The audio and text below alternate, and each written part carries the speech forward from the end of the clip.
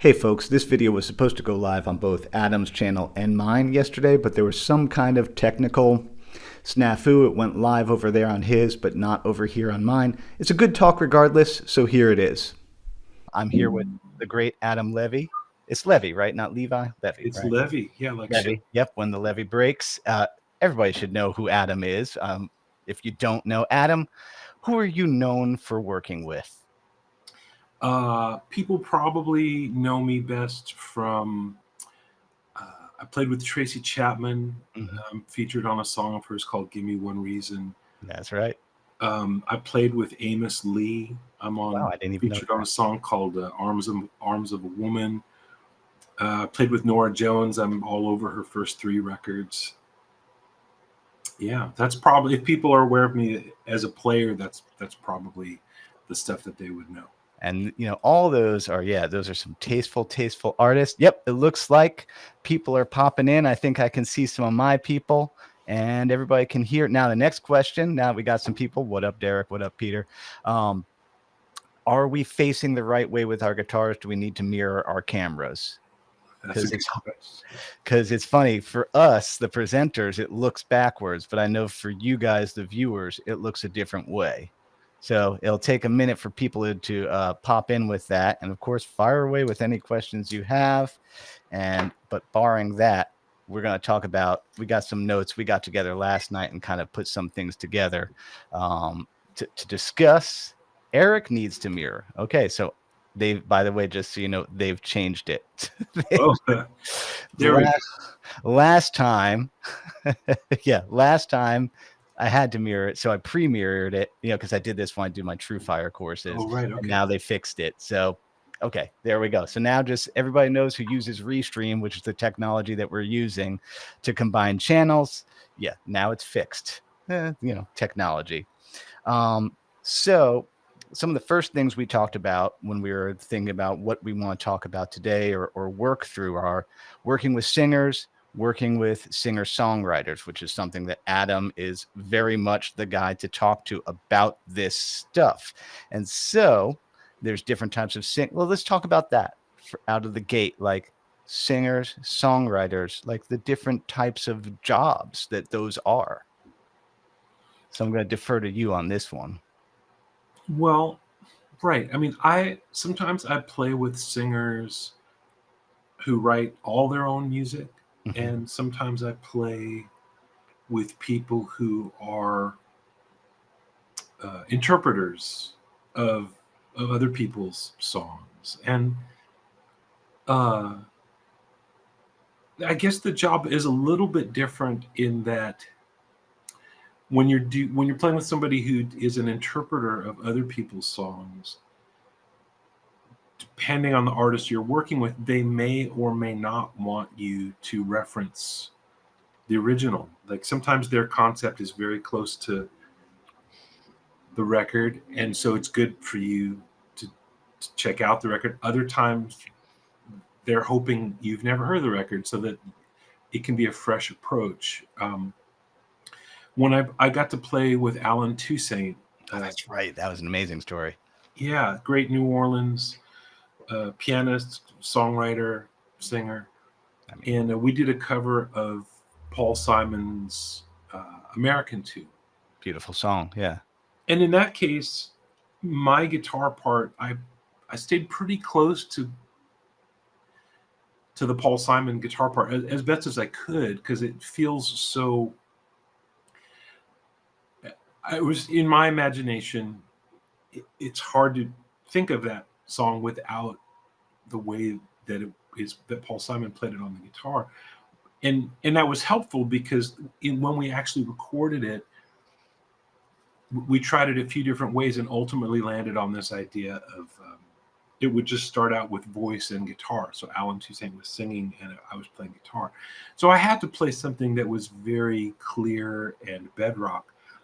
But after we did it one way that time, he said, you can loosen up a bit if you want to. Like, it doesn't have to be that. And anytime you're working with anybody, whether they're a singer or singer-songwriter or both, I don't think you can ask them where that line is. Like, So I was gonna say, you can't ask them where that line is. You have to cross it and then have that conversation. and so the thing I wrote while you were just talking is that act of knowing where the recorded thing is, like, oh, what the right part is, but then also recognizing that there's going to be a difference in your interpretation of it, actually takes a tremendous amount of confidence in yourself to do that, which, I do think that my people watching this, think about that, because I think about that all the time. There's a little bit of a thing of, we want to get I always say we want to get things 93% right. That like, we know what quote unquote correct is, but you want to leave yourself that room to be yourself, to, like, if I'm a little bit behind the beat, that's okay. If I'm a little bit ahead of the beat, that's okay. If I can't play that flat 13 chord, that's okay. I'm going to find a different way. And that does take a certain amount of confidence that, like, it's going to be all right, that it's going to sound good if I kind of play it wrong, Yes. Yeah. I this is another kind of Alan Toussaint story. I Mhm. wasn't in the room when he said this, but when we were recording, the producer Joe Henry told me a story. He had produced another record with Alan Toussaint a few years before, and he was telling me that when they were listening to playback on one of the tunes, Alan was listening, and he said, well, that's correct, but I'm not sure it's good. Mm. And so, you know, those of us, especially those of us who are like people pleasers or obsessive compulsive or whatever, may have this idea that playing it right or correct is good. It is the same as playing it good. And Mm. um, I mean, I just heard this interview with Ray Davies where he was talking about this Otis Redding record called Otis Blue. Mm-hmm. And he was saying how Steve Cropper hits just enough wrong notes to make it incredibly cool. I mean, yeah, that's Steve Cropper for you. I mean, yeah. So, if Alan Toussaint is more interested in good than correct, and if Steve Cropper can hit those notes, and if Ray Davies appreciates it, I think we can all abide by your 93% principle. I think you should have T-shirts if you I don't. know. Hey, I mean, if that's good, I mean, there we go. Alan Toussaint, he says the same thing, but it is, I think, and we're going to get into this because we talked about it a little bit last night preparing for this, that there's this, kind of, I don't want to say myth busting or deprogramming that's going, that, both you and I are trying to do, to kind of be like, hey, it's like, this gig is a lot simpler than you think it is. That social media guitar players, we're tending to, make it seem really busy and complex, when, like, really a lot of the times the thing that is good is simple. Which then, that'll bring us around to our next thing, which is like, because we were talking about, like, making up good things, and, like, the skill set of working with, being a sideman, how to make up guitar parts, and I've talked about this on the channel. You've talked about it immensely as well. The first thing we talked about last night was to play or not to play, which, let's just talk about that again. Yeah. What do you mean by that? Well, a lot of the people that I play with who are singer-songwriters, they're already at the guitar or at the piano, and um, there's already maybe more going on than it might seem. Mm-hmm. If you're in a recording studio, at least in the old-fashioned sense, when you're recording, the red light is on.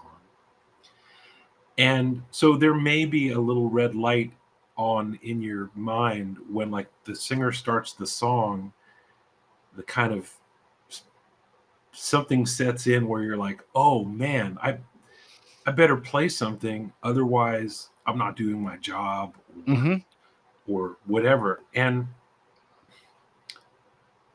think about this though, if the singer is playing chords on the piano or playing chords on the guitar, they've got harmony, the basic harmony covered. They've got the bass line covered because it's whatever the bottom of the piano is that's for that moment, that's the bass or the low note on the guitar. And then there's rhythm in what they're playing. There's also rhythm in what they're singing. Yeah. This is something it's really easy to overlook when you first start playing with singer-songwriters. A lot of people, their tendency is to watch their hands. What are they doing on the piano? What are they doing on the guitar? But you need to zoom out This is so and smart. take in that the voice, of course, there's words, there's a story being told, but there's also the compound rhythm of what's happening on the instrument. When you sing words and melodies, there's also rhythm happening. And so there might already be a lot of rhythm and a lot of harmony and melody, of course, going on. So there may not be something you need to do. And a real rookie mistake is just play something. Don't just stand there, like play something. And that's to me usually not musical. You have to play music. So there has to be a melody. Like it's okay to play the guitar and just play a melody. Or like you mentioned last night, it's okay to double something sometimes. Like, we're going to talk about that more in a minute. Yeah. But like I always turn that thing the other way around. Don't just sit there, play something. Like, don't just play something. Listen first. Yeah, listen first. Get hungry. Yeah. And try to listen for something. Like maybe even take your hands off of your guitar and just try humming along. See if you can imagine some music happening before you start just playing out of habits. Yep. And that's definitely, that's definitely an advanced, again, that requires that confidence in what you know. And I guess the reality of knowing what your limits are too, that there's always going to be a disconnect between what I hear in my head and how well I know the fretboard in terms of what I can actually make happen. And of course, the more we know the fretboard, the more we know, the more we tend to hear, maybe. But yeah, there's definitely a disconnect with that. Tell the Norah Jones story about being too loud. Yeah, this is a lesson I learned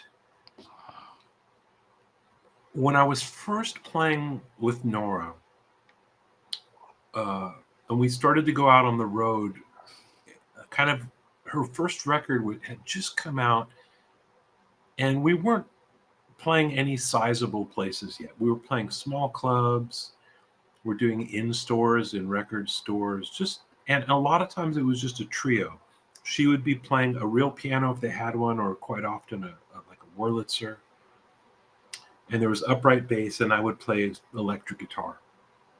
And I remember her telling me after one show in particular, but this came up a few times, and there was also a few times where she didn't mention it, but I could see she, I know that look. Yeah, the laser was like, "Don't what you do." Right? You know that look? Yeah. Yeah, and so I remember her saying, "Man, I just feel like you're too loud. Can you turn down?"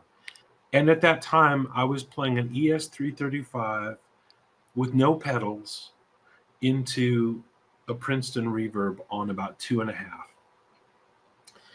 And I'm also kind of a shy-ish person. I was you were talking about confidence. I was less confident then. So imagine a shy, younger me with an ES-335 and a Princeton on 2.5 being told that they're too loud. Yeah. I just was like, What do you mean? How is that possible? It's not like she had a decibel meter and she's walking around No. the stage. But what I think she really meant was that I was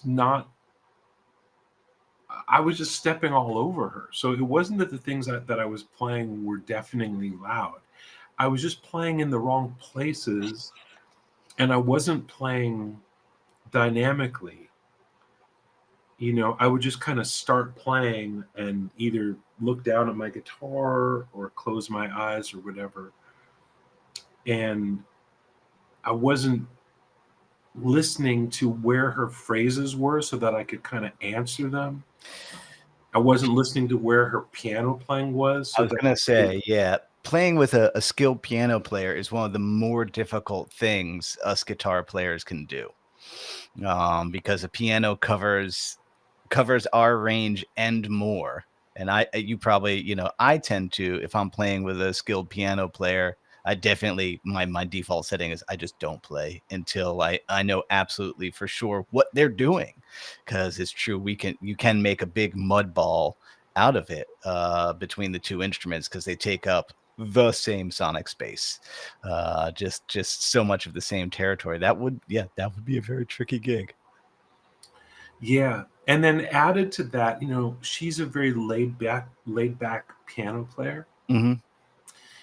And that was another kind of rookie mistake, besides learning that, okay, the problem isn't that I'm too loud. The problem is that I'm not leaving space. That's the problem. Yeah. Second lesson I learned on those early days is when she's playing laid back, the message she's trying to send isn't, hey, everybody lay back. Because then all that happens is everything slows down.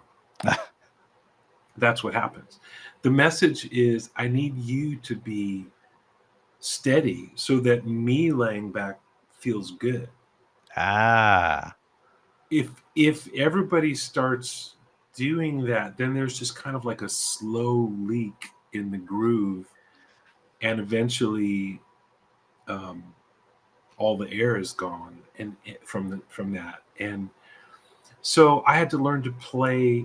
There's the first lesson, dynamics. Second lesson, hold steady. Yeah. And the third lesson that I learned from those early days was a combination. This was like the real heavy thing, which is that you can play rock steady time and still play with dynamics. Some people think, oh, what I'm supposed to do is sit down with my metronome and just get this thing going that's unflappable. Mm-hmm. But then again, they stop playing with dynamics. But the really great players can play with a machine-like sense of time and still have it breathe. And that's really magic. I talk about this all the time because, well, especially now, the modern era, so much of what we do is to click track or drum machines or things like that, and those are completely unforgiving. Those are you got to just be right there in the middle of the beat. But like you just said, somehow make it feel loose and airy. Because if you tell someone to lock into a thing, they're going to lock in. They're going to tighten up, and they'll be, yeah, I'm playing to a machine, so I got to play like a machine. You're like, but it's a trick. You're like, yep, I know that I'm going to be. And I mean, I don't know about you, but I know about me. I'm going to drift on either side of that beat through the whole thing. I am not perfect at all. And like, I just know that like, that's okay. That's the way I keep time. And actually, like, I remember listening real close to Steve Cropper. Let's reference Steve Cropper again. Beating myself up about that habit of mine to go forward and back. And I remember I was listening to some Booker T and the MGs real close on headphones. Every one of those geniuses is all over the place. They're all over the beat, but it works. They're all moving. And like, that's what makes it okay. So like, sometimes people think they got to really, I think people think they got to play with a metronome and then increase the speed and increase the speed and increase the speed, which I think both of us on this side of the screen will be like, don't do that. Speed is not the only way to measure musicality. But yeah, that like that's about tightening up and being like mechanically speed is not. Oh shoot. We got a delay going. Yeah, I think I fixed it. You got I your wanted to make sure because somebody said there was a problem with the YouTube. Yeah, I saw that. I don't know what that. Yeah, probleme. Yeah, Alps Guitars is saying probleme with Eric YouTube. Nothing. I don't know. I don't know. Everybody else seems to be doing okay. So if somebody else says there's a problem, I don't know how to fix it. So hopefully it'll just fix itself. Okay. Welcome to Going Live. This is But I'm sorry I interrupted your flow. So follow that thread with Cropper and how did you and when people are using metronomes to try to get to this sort of ideal of time instead of what our job really is to do in music, right? Well, and thanks everybody for letting me know it's okay. It looks like it's fine. Somebody has a problem with their connection. Again, sorry. Okay. It's live. This stuff is, it's amazing that we can do this, but it's not 100%. I think that it's a very easy way to measure our progress to use a metronome. If I can play this at 150 BPM, job done, I'm making progress. It's very hard to measure your progress as a student of music, and so it's an easy metric. If I can play this difficult fast thing and land it, that must mean I'm getting better. It absolutely does. It absolutely does. It is not the only way to measure. There's how would you measure your growth as a musician? Like, that's a very difficult thing. Wow. Right? How would I measure my growth as a musician? We just keep doing it. I guess that's really, once in a while I go, okay, here's something. Once in a while I go back. Nope.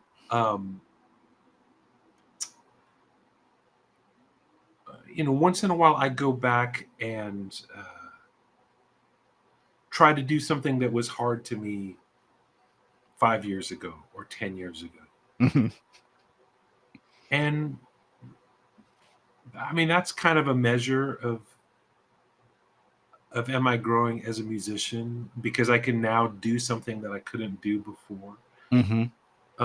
Sometimes I'll go back and listen to a record that I used to listen to a lot and see if I can hear something in it that I didn't hear before. Yeah, I don't know. How about you?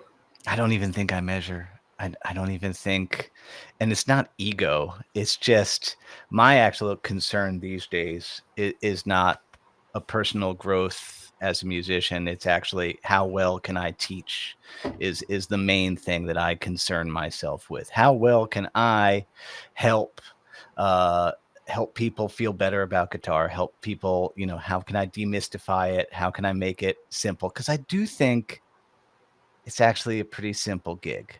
That the thing that makes it complicated, everybody, is tempo and the amount of chords in any given song. That's really it. It's really like, I talk about it all the time. The chords appear in various places on the neck. We know this. C, C, C, C. And then it's just a matter of what we're going to do with those chords in any given place. But however, if the chords are going by like that, that's a very different story than if they're moving slowly. So it's actually like, yeah, the chords appear on the fretboard. Okay. Songs are made up of chords. Okay. If there's not a lot of chords and slow tempo, that's very easy. If there's many chords and it's fast, well, then that's much more difficult. And you want to know what? If there's many chords and it's fast, I'm just going to play them. I'm not going to even try and show everybody that I'm Eric Haugen and I have a YouTube channel and I know how to do pentatonic double stops on things. I don't care. I'm just going to play the chords, just going to play them in tune on the beat.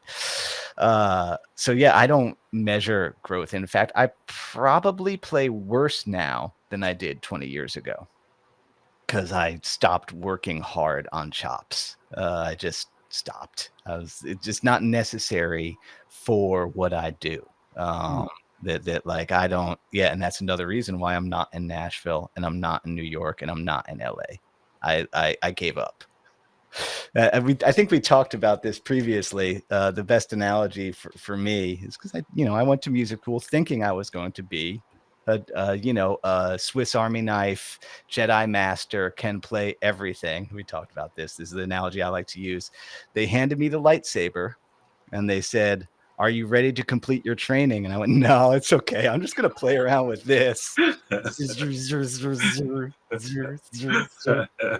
the way I view my skill on this instrument. I'm like, I get it if I know how things work. Which then brings us to, let's get back to how we can help people. The bare minimum of knowledge. This is what we talked about last night. So say you're playing with other people, which I want everybody to be doing, because music is a collaborative thing. It's the most fun thing you can do is goof around with your friends and play some music. Y'all who follow my channel, you know how much just go do it. Just go do it. It's so fun. The bare minimum of knowledge. And now we're going to get into, you had some interesting takes on things that are a little bit different than mine, but I actually totally agree with also. The first thing you said, and I'll have you explain this, was stationary caged. Yeah. I don't know if anybody else uses this terminology, but I say stationary caged as opposed to when we say caged, a lot of people think of movable scale forms. Oh, I can play C down here. Like I just did, yeah. Or here's A form. Here's G form, etc. But to me, stationary caged means being able to play in all 5 of those keys, C, A, G, E, D. Great. And get around your basic 1, 4, 5, maybe 6 minor if it's a song that has that. So a simple example would be like if we're going to play Happy Birthday. Not the melody, but I'm just going to pretend somebody's singing and I'll play the chords in C. And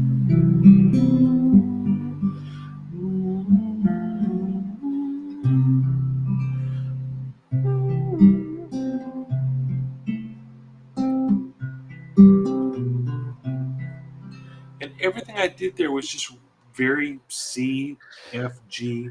And if you play it in A, it feels different. Do it.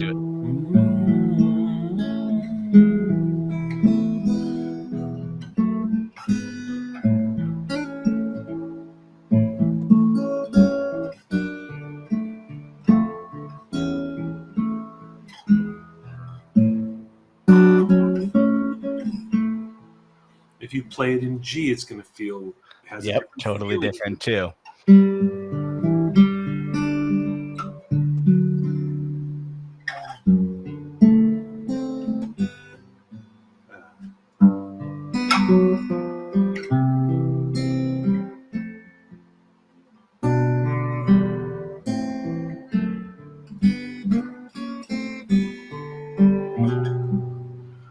And so when you were asking me, I love that so much.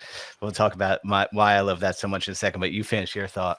Well, you were asking what's the bare minimum that a guitar player needs to know to play in a band or play with a singer-songwriter. I think being fluent, like you could say these are like the 5 romance languages. Like, love it.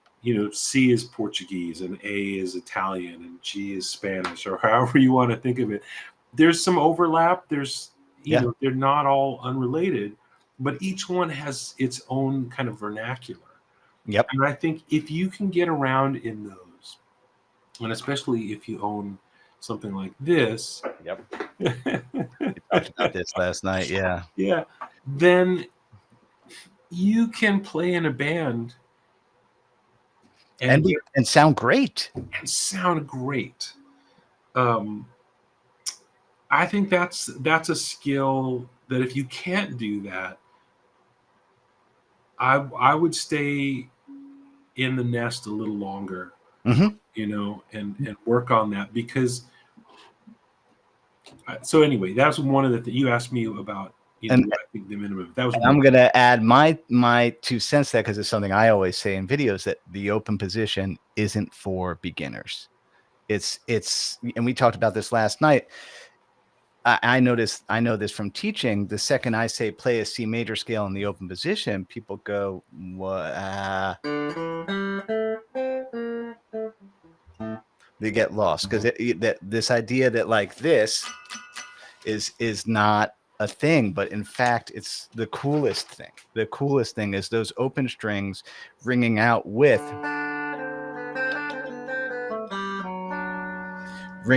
a fretted tone. Yeah, Richard Thompson, you know, one of my all-time faves, I'm sure yours too.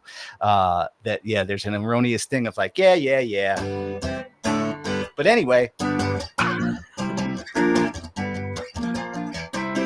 what, like the second you can get out of there, get out of there. But really, the guitar really lives and breathes with those. Right. Do With you those things. Right. Hey, you guys, do you think you're a better guitar player than Richard Thompson? Hey, you guys, do you think you're a better guitar player than Reverend Gary Davis? And so on. It's like, well, then maybe just calm down. Yeah, I mean, and the older I get, the more I lean into that area, that open position stuff, moving a capo around. The more we can feel that command and that confidence of that area, yeah, it translates. And again, you are proof of that. You know, you've worked with some of the biggest names out there, and did that using that skill. Like it's not about. Yeah, I mean, bar chords are of course a necessity. But I mean, what's your feeling on bar chords? Do you even like them? I don't particularly like them. No, Yeah. I barely ever use them. Yeah. Like F, I almost always play thumb over the neck. Yep.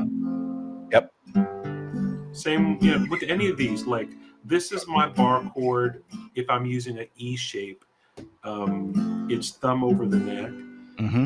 And then when I'm playing like this, most of the time I just play this. Oh yeah, because that gives you so many places to go. Exactly. I've got 3 other fingers. I can you know, decorate the chord with another note, or I could do a, or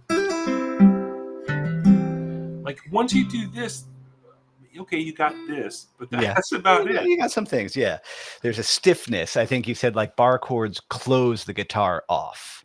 And you just like me, we both like the guitar to be as open and airy as possible. That we want that air bit behind everything because yeah, it just gives us room. It gives the song room. The other thing that you said that I think was really interesting that that for playing with other people or playing in a band, knowing how drums work. Like, talk about that a little bit. Okay. When I say knowing how drums work, I don't mean that you're going to get back there with the drum key and like tighten the heads and tune all That's the the whole nuts. thing. Yeah. Like that would be great if you learned how to do that. Whew. Awesome for you. Yeah. But what I mean is when somebody sits down at the drum kit, what is the function of the kick drum? What is the function of the snare drum? What is the function of the hi-hat? What is the function of the ride cymbal? What is the function of a tom-tom? If you understand those things, I'm just boiling this down to the simplest thing. Obviously, there's more you can do, but the 2 simplest things you can take away from that is 1, you could do something like that on the guitar when you're in a situation where there isn't a drummer.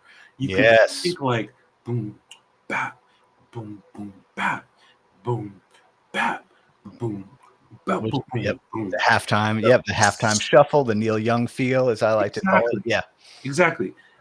That if you can make your guitar do that, you will, I don't think, ever be out of work. So like think about how a drummer does what they're do. What are the things that make up a basic drum beat? Yep. And so one thing you could do is try to suggest that on the guitar. I don't mean in a literal way, like, okay, the high E is going to be the ride cymbal. Yeah. B string is like the rack tom. It's not like that. But just in a general way, how does that? The other thing you can do is recognize, okay, this is where some space isn't. I don't need to do boom, bap, boom, bap on the guitar when somebody's doing that.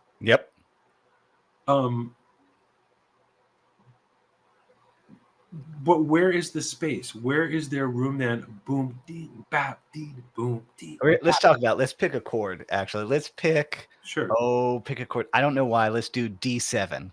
I'm feeling D. Yeah. So Okay. first give me boom, bap, a boom, boom, bap on D7. Okay.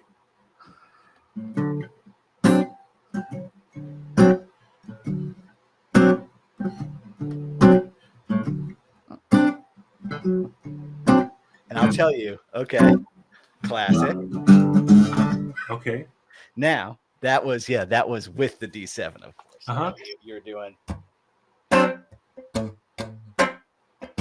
Woo. Now, so that's right there with it. If I wanted to, I talk about this playing something that's against it. It's always, by the way, y'all know this about me. It's always some derivative of Bo Diddley. So if I had a boom, bap, a boom, boom, bap going, I'd be like.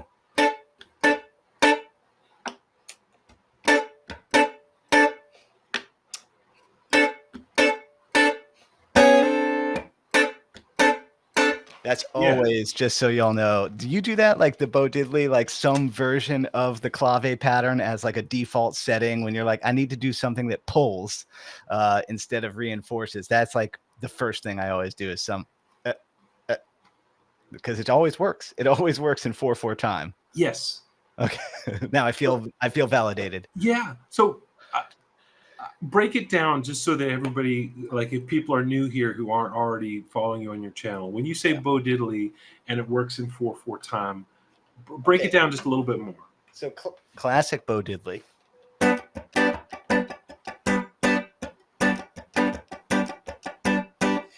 And so that works because we're playing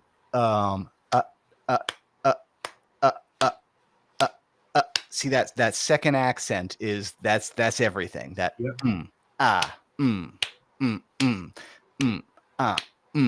it's just such a great default pull, default syncopation that is everywhere. That like it's on bass, it's on drums, it's on piano, like everybody does it. But yeah, it's always, I'm like, okay, I could either, like we talked about, play doubling something, or like, you know what? Yeah, let me go ahead and do that little pullback. And like, you've done stuff with Wolfpack, like they're doing that all over the place. Like all over the place. It's the funk pattern, it's the Bo Diddley, it's the samba, it's bossa nova, it's the syncopation of 4/4 music. Right. That's what it is. It's the syncopation of 4/4 music. And I would just add also that sometimes I turn it around. So if this is 4, okay, the classic one is get, get, get, get, get, get, get, get, get, and the reverse of that is get, get, get, get, get, get. Yeah, you do those fast ones first. Yep, nice. And between those two things, if I'm on a recording session and I'm supposed to come up with a rhythm part and I'm just stumped, before I put finger to string, I'll just listen to what the pocket is, and in my head try to make one of those two variations work, either 3 and 2. That's what they call it. 3. Yep. And sometimes you might have to even push one a little to the side to find it. But once you find it, then that's going to inform you for the next 4.5 minutes. It's so everywhere. Yeah. Such the thing. It's such the thing. And then your guitar part could be 1 note or 2 notes, or if you're like Leo Nocentelli with this real kind of stringy sound, he actually can do it with a whole chord and it doesn't get in the way. Yeah. I mean, he's kind of a genius, not kind of. Leo Nocentelli is a straight up genius of rhythm, and will do stuff with a full chord that, maybe on a James Brown record would just be a 2-note chord or a 3-note chord. Right. And it's perfect because again, that comes back around to this thing of like this instrument is just a piece. It's just a piece of the puzzle. And I think yours too, but like my mission is to like let people remember that like in this era where we can watch people do so many truly amazing things that I cannot do, Um, like that's really cool when people do amazing things on social media with the guitar, doing all sorts of stuff. But it's usually not totally necessary for the song. I'd much rather be a mediocre guitar player in a really good song than an amazing guitar player in a mediocre song. That's fine. In fact, that's better than fine. That's my personal, that's I don't know, it's one of my many little ethoses. Is that the plural of ethos? Plural of ethos. Someone will tell us. Someone will tell us. We're on the internet. Somebody will. Yeah, John actually has a really good question about slide. Do you see that from John Ratliff? I've enjoyed both of your videos on slide. I'm getting started, learning how to block, working on intonation. Any advice on where to start? Any beginner songs or licks you'd recommend? I have thoughts, but you go first. Oh man, no, I'm not really a big. I don't know a lot about bottleneck, so I'm gonna. I play, but I don't have any kind of system Okay. about it. So I defer to you. I'm going to have to make more videos on slide because, I play slide, pedal steel. I do love slide. So my first advice is I like a Dunlop ethos is. Okay. Yeah. That's what Peter's saying. Hey, Peter. Hey, Tim. I like a Dunlop 212. It is what they would consider a heavy wall slide, but it's a little guy. And it goes down your finger like that. And here's a big one. I don't let it go past that knuckle there. Because I like to be able to get my hand on the fretboard.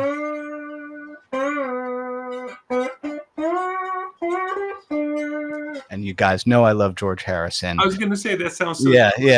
That's what for standard tuning slide. That's my guy. For open tuning slide, Ry Cooter. You've probably done stuff with Ry Cooter, haven't you? No, I met him once. I met him once 20 years ago. Mm-hmm. Cool guy, man. He's right. He's the coolest, man. He was so nice to me for about 30 seconds, and that's all I got. And sure. Then, he's I was so happy. I got to meet him. I'm going to turn one of my guitars into a Cootercaster, and I was researching it last night, and I know because I found you playing one of the Cootercasters. That was one of the most incredible days of my life. This was in the winter of the end of 2020 or beginning of 2021. It was that winter. Yes, COVID times. Yeah, and just around then, Retrofret, great guitar shop in Brooklyn, had his original pale blue Stratocaster with crazy pickups up for sale. And I showed my wife and I said, this guitar has changed my life. I've listened to so much Ry, even though I don't really play bottleneck. There's so many more dimensions to Ry. Yeah, no, he's even someone I don't fully understand. I was just listening to the stuff he did with Ali Farka Tour, of course Buena Vista Social Club, but there's just I don't fully I gotta talk to. Do you know Phil Cook? I know he's done stuff. A little bit. Yeah, Phil's another North Carolina Durham guy.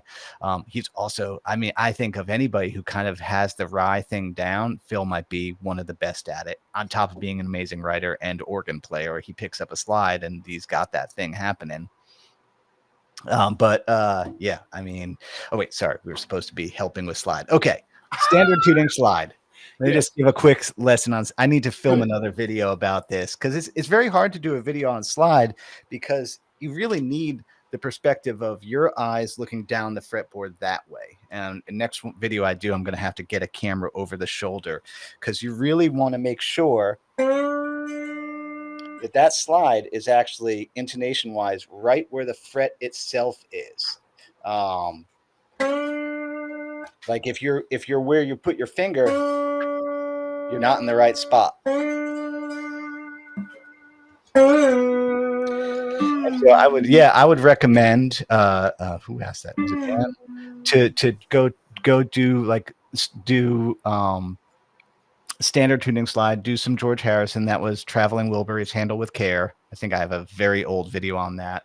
Also, Velvet Underground, Rock and Roll, right? Yeah, that has that. Because just on one string. Sure.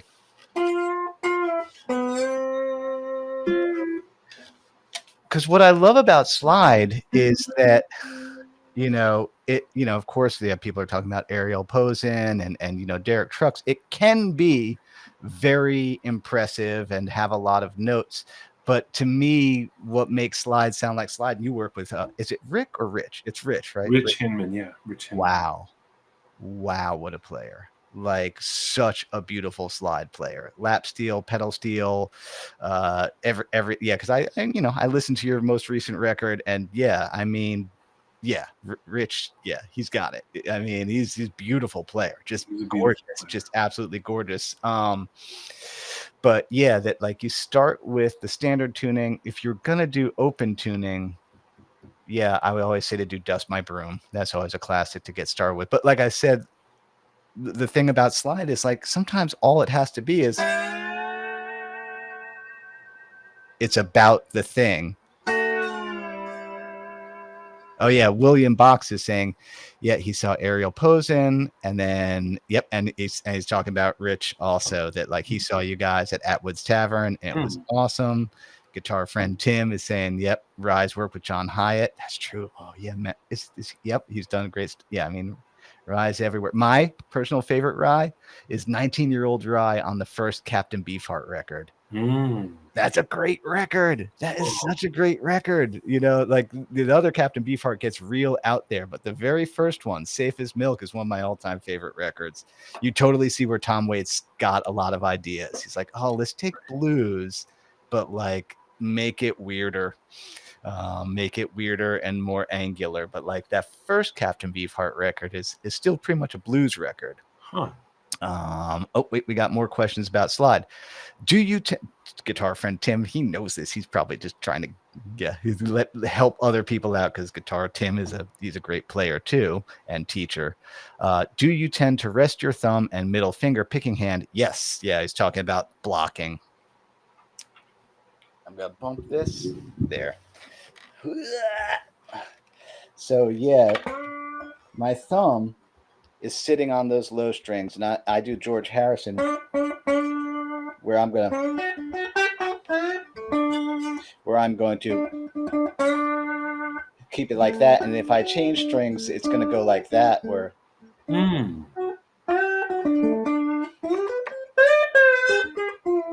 okay, jammed between mic stands here. By the way, shout out to Soloway Guitars, made this one. He was just at my house today dropping this off. Beautiful. Shout out. And then my buddy Chris makes those amps. I love that Dusky D2O. They're such cool amps. What is it? This is a Dusky D2O. So basically, it's hand wired. It's like an old Ampeg, but it also has a cut control like a Vox amp has. And it's the tubes are really strange. They're big. They're not 12AX7s in the preamp. There's something special like an old Ampeg, and then two 6L6s, big iron, big glass, robust, full sounding amp, has a half power switch. It's funny, every time I run into Chris, because he's just down the road in Durham, I'm like, I'm using your amp in videos. Anybody buying it? Nobody's buying them, and they're great amps. I guess like big amps are out of style right now. Everybody wants something smaller, but there's something to be said. I like big iron, big glass, even though like I'm not gonna dime it. I like knowing that I have that full spectrum. Now you're typically a Princeton guy. What's your take on amp size? Oh man, I can't move it from where it is right now. Otherwise, I would show you. The only amp I have here in my little music room is a Vibrochamp. Oh wow, great little amps. I love those. Great little amp. My ideal amp of like something, people like to say, okay, what's your like desert island? Okay, if I had one amp forever to just have one thing, it would be a Brown Deluxe, like a 1962 Fender Deluxe. Princeton reverbs are my favorite recording amp Okay. because microphones love them. Mm. You don't have to. There's nothing to finesse. A Princeton reverb on 1.5, Yep. all the way up to 10, and everything in between. You can stick almost any microphone in front, in back, on the side, whatever. It's going to sound. Microphones love Princeton reverbs, in my experience, for the kind of stuff I like. Vintage ones. Okay, I gotta ask a question because I've never owned a Princeton, but isn't there a dreaded baffle rattle that Princetons get? Some of them where like the baffle board kind of gets rattles at certain frequencies, or is that only the recent ones?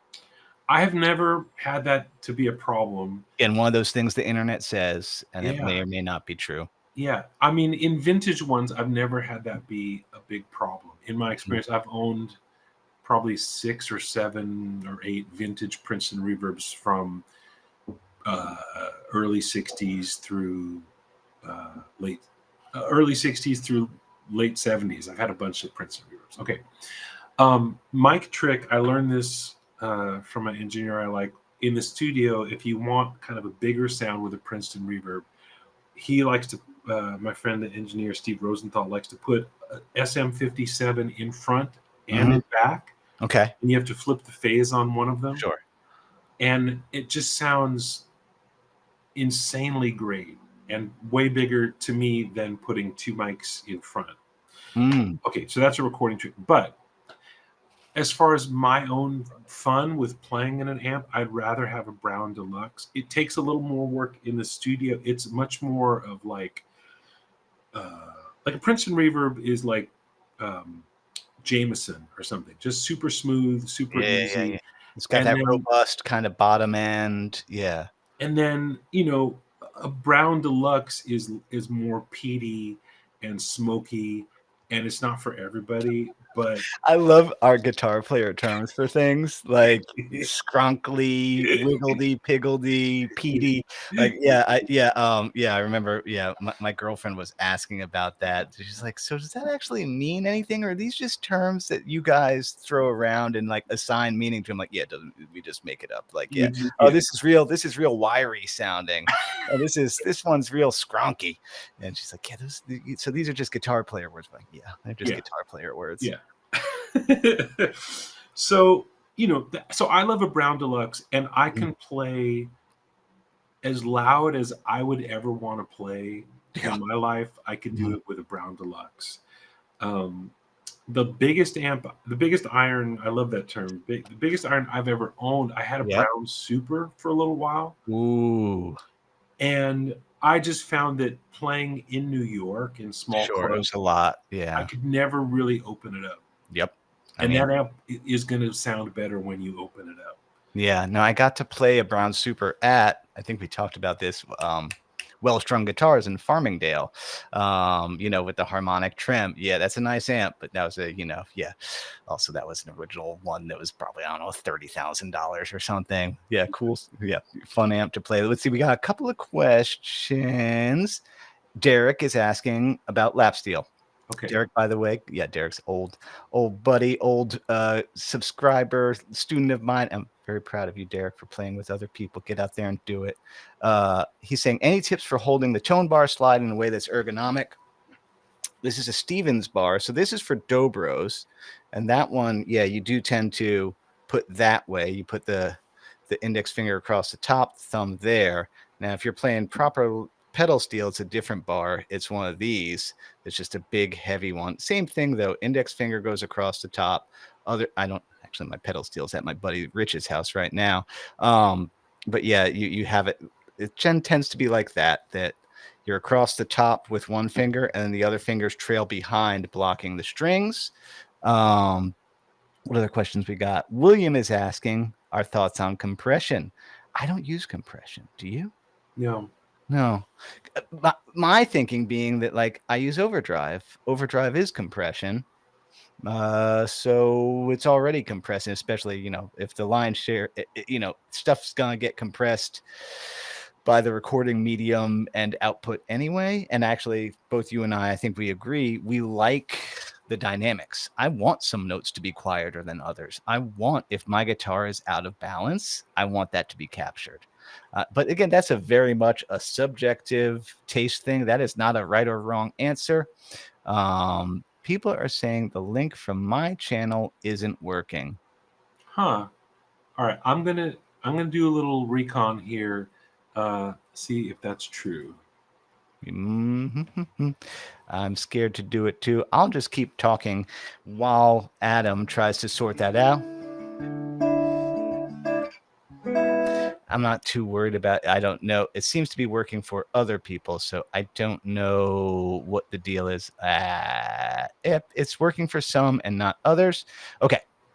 Other people are talking about slides. And then, oh, yeah. Hey, Pocky Way is talking about using the Shub SP1 or 2 bars. They have the hollow sides for the fingers, like, yeah, the Stevens bar.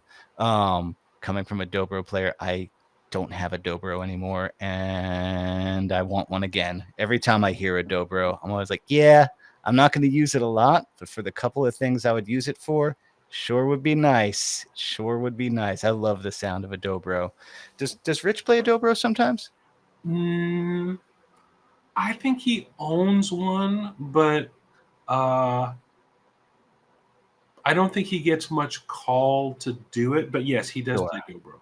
Next record you guys make, have him pull out the dobro, because yeah, that there's something just again, the thing with slide is just the sound. Like that on a dobro, totally different. That's like it's like the personality of the thing is the thing. I will say this. Well, you have a Mule resonator guitar. I do. I always want a resonator, and then I pick one up and play one. I'm like, oh, it sounds like a garbage can. And I'm like, yeah, never mind. What's your thoughts on that? Convince me that I need one. Well, one thing, the Mule resonator that I have is a wood body guitar. So it may not sound as trashy as a full metal body, because the full metal bodies, those ones are the ones that just honk, which is great for super legit, authentic, old school blues. But yeah, anything else, I struggle to make it feel comfortable with it. Feel like, all right, this isn't what I do. But so the Mules are cool because they're wood body and they have a pickup, right? Exactly. And so that's a nice thing, is like you can plug it into any amp. And then you're hearing some of that resonator sound in the room because it's, you're playing it. But a lot of what you're going to hear also is just what's coming off the amp. The pick, you don't hear the sound of the resonator in the pickup that much. It's just a makes sense pickup under the strings, But you feel it, and I think you would play a little differently coming off of that. Yeah, there is a problem with, for some reason, the link isn't working for some people. See, Nick, for some reason it's not. Well, he found it through Adams. I don't know why that is, but that's a bummer. Maybe we'll find out later. Some people found it and others didn't, so it's not working for everybody. The link on, I don't know. Who knows? Anyway, we'll just, we got plenty of people here with questions. We got a really good question from John. Do you see it down there, Adam? How do you recommend somebody start composing? Been playing a lot of fingerstyle and American primitive and ragtime, yet to make anything of my own. What are your thoughts on that?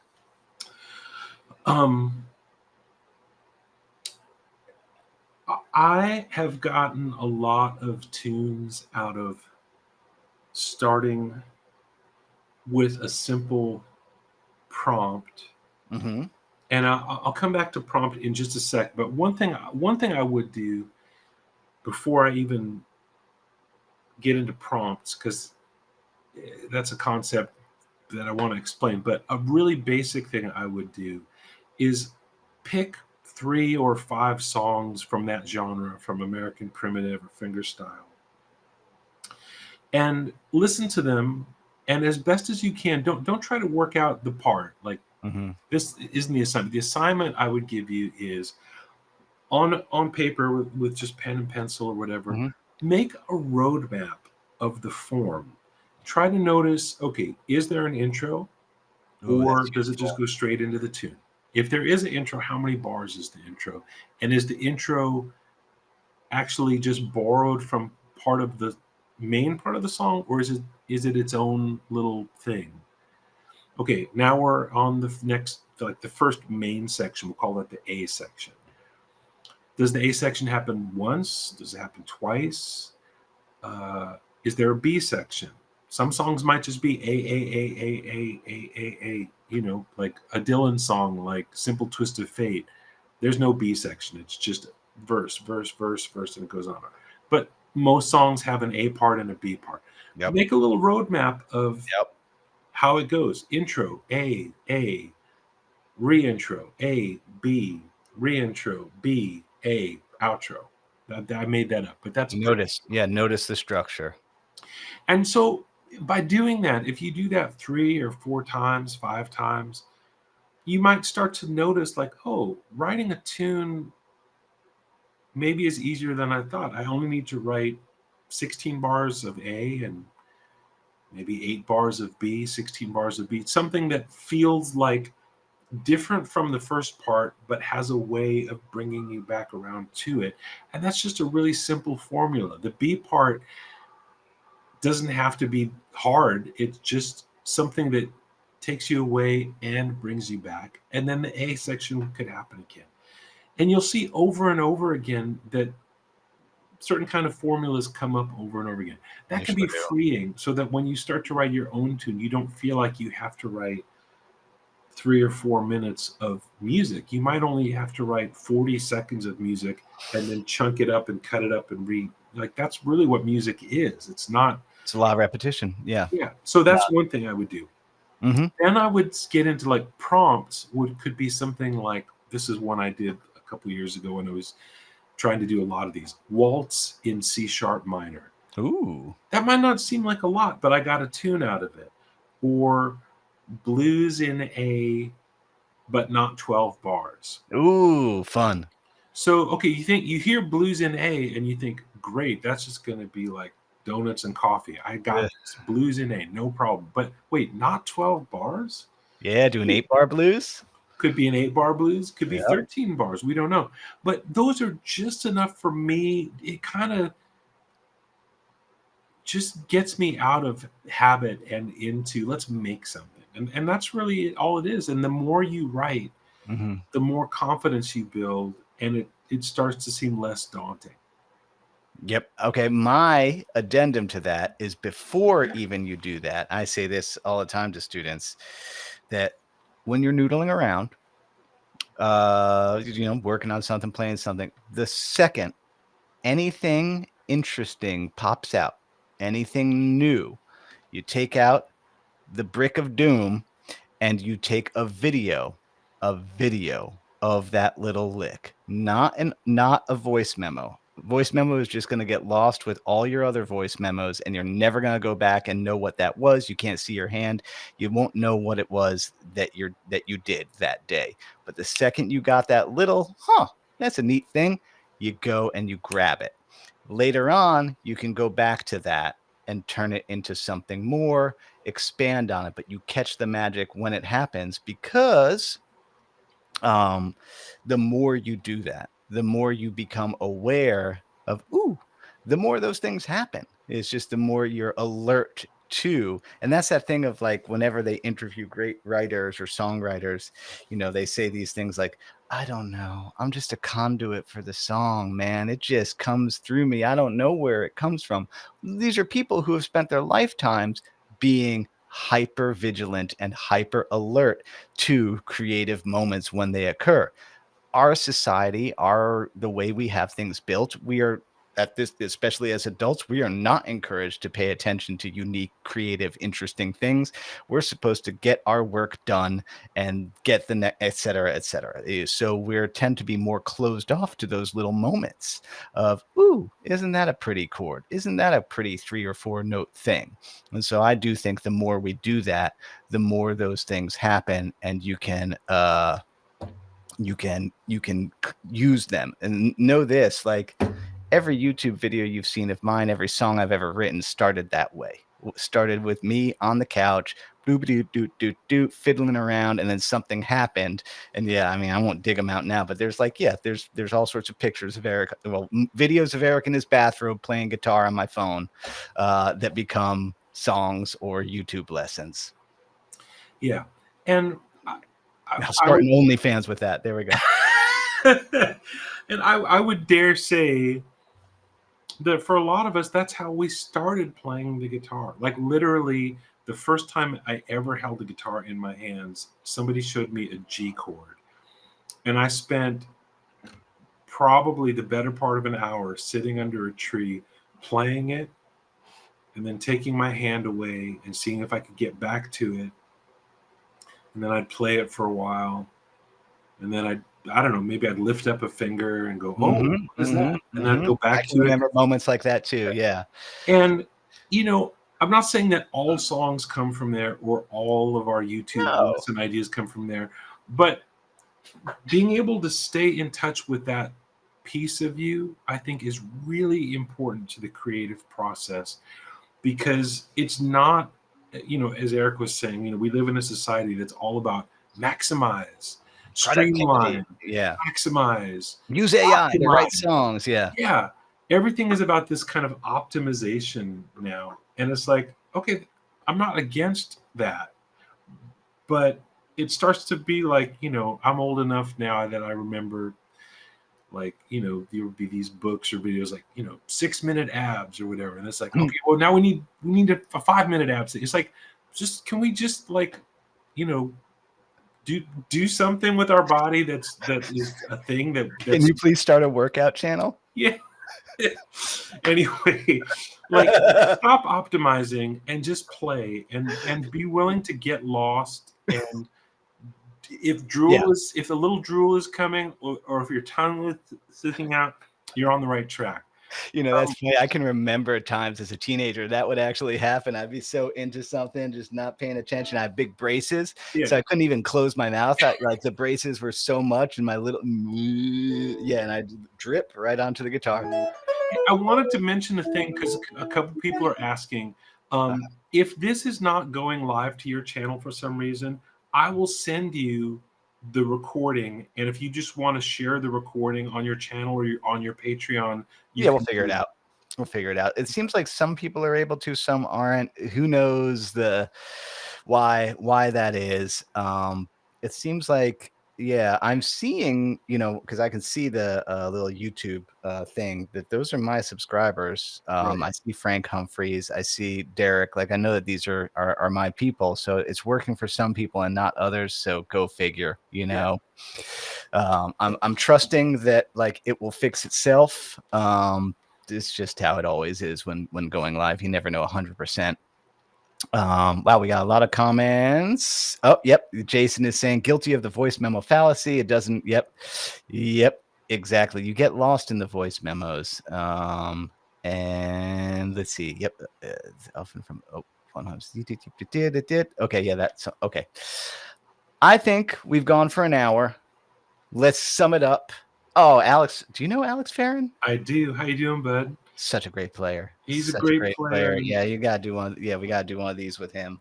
Yep. Another chill dude. So very great player. Yeah, I like watching his stuff because both you guys can do all the jazz stuff that I can't do.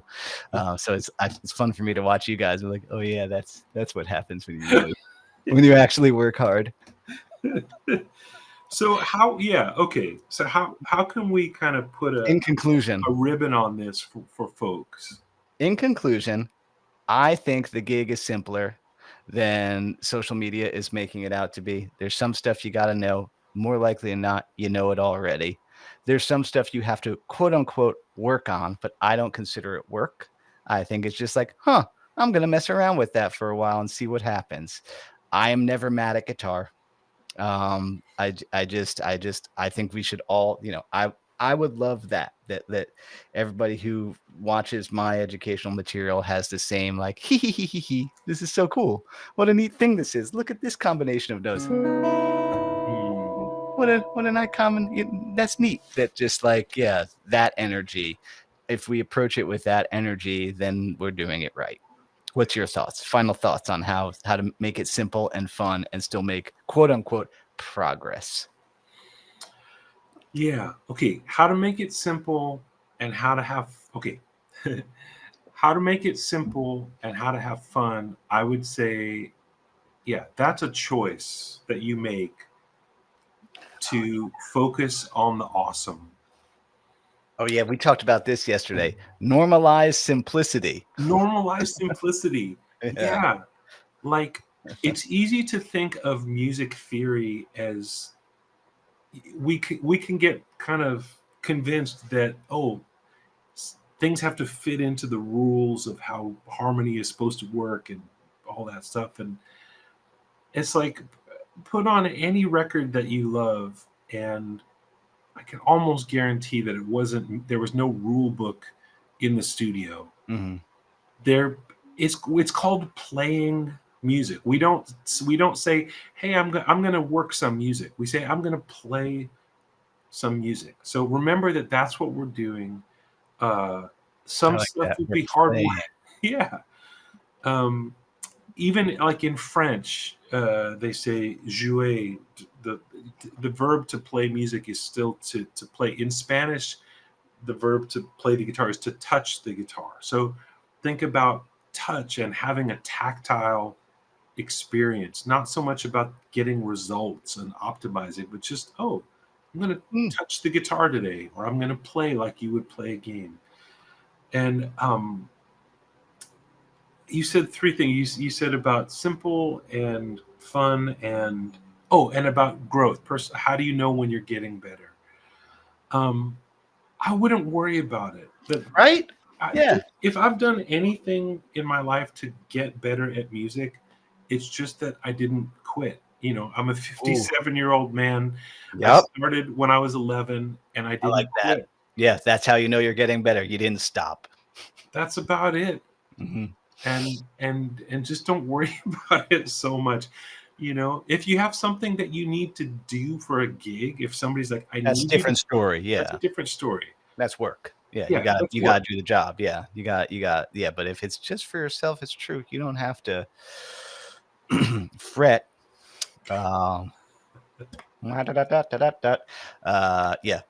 About things. It's just, yeah, you're doing it right if you're there. And like, it is true. I know I talk to people who have a somewhat fraught relationship with the instrument, that they really are in a hurry to get somewhere, to accomplish something. There's a little bit of like, yeah, you can't be in a hurry with it. It's just, it doesn't work that way. It's too hard to play. It's too hard to play to be in a hurry to try, and it's just a weird instrument. The fact that the strings sit in front of you and you're down there looking at it like that's stupid. That's a dumb way for an instrument to be laid out, and yet it's also so fun and so perfect. So yeah. The more we can, enjoy the journey, that whole thing. It's really true, though. It's really true that, like, even if it's just today, all you did was go. Man, That's fine. I have a student. I was giving him a lesson last week, and he's working on ear. He's like, I want to work on ear training, and I want to work on rhythm. So here's what I did. I know we're trying to wrap up, but this is a short story. I think this is. We got too many thoughts. Yeah. He's like, I want to work on ear training, work on rhythm. I said, okay, what's a Beatles song that you like? He said, man, I like Come Together. I said, great. So I wrote out the lyrics, or I Googled them or whatever. And I sent him the lyrics, and I said, hey, man, these are the chords, but they're in the wrong order. And I want you to tell me two things. One is, on what word do the chords change? Where do you hear the chords changing? This is a great exercise. And, okay, once you've put little markers there, now here's all the chords. Try to put the right chords in the right place without Googling it. Just do it. It's just a few chords. It's real simple. Just try. Yeah. You got to trust yourself. Yeah. He got almost exactly right. I had to correct him on a couple of things. And then once we got it, I showed him John Lennon's rhythm guitar part, which is basically Chuck Berry, Yeah. Oh, yeah. But then it was like, make it feel good. And really, when we started with what do you need to know, this would be a good exercise of like, I think what you need to know. Hear a song, where do the chords change? I'll cheat a little bit. I'm going to spoon feed you the chords, but in the wrong order. Put them in the right order, and then make it feel good. If you can do that, you're going to have a lifetime of goodness on the guitar, I think. Yep, you got to somehow make it feel good. And you can't make it feel good if while you're playing, you are just eating yourself alive with criticism. We need to be honest. You need to be like, okay, well, I clunked it that time. And then my advice is always if you clunked it, then you got to go back again slower so that you give your fingers the time that they need to do to get to the thing. And that's how I work on things is just, oh, I clunked it. That means I'm playing it too fast. And I don't know about you. I'm actually inherently fairly clumsy on this instrument. And so I know that I can never really like just trust that like I'm a virtuoso. I'm just going to fly around this fretboard. No problem. I know that if I am not there 100%, clickety clunkety squickety squunkety, I'm going to make a mess of it. I'll make a complete hash of it. So I have to work very diligently and slowly. Luckily, I love to do it, and I have a lot of guitars to play around with, so it's always fun. Our rooms are hilarious, by the way. Yeah, man. This is my command central has all the guitars. I didn't set out to be a guitar hoarder. In fact, I'm a pretty minimalist person. Guitars are the only thing. I'm just like, okay. One more. Okay.